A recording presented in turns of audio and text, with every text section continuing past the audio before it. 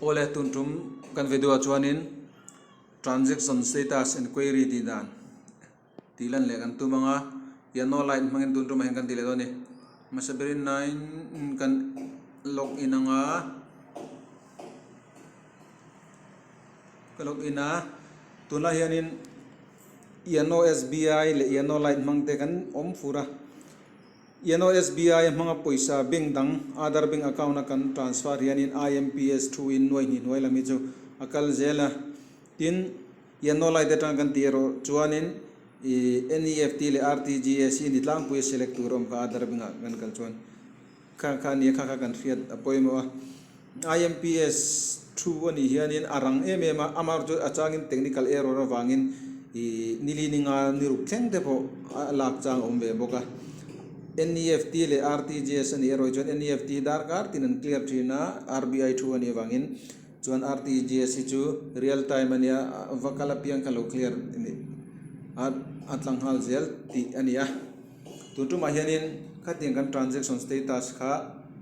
kan enquire theya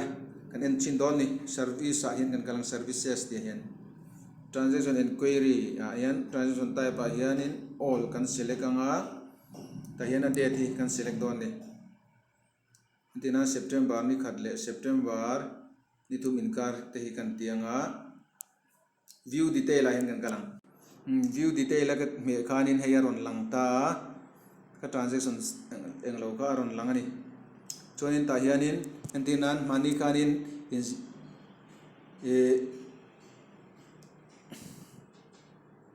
inzirna atan dewa kathon cheng som le som panga MRB account na kathona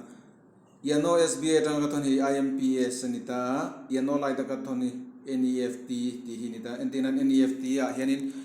khoi bank account ange ava kal ti de po ente den fa metila hi te hi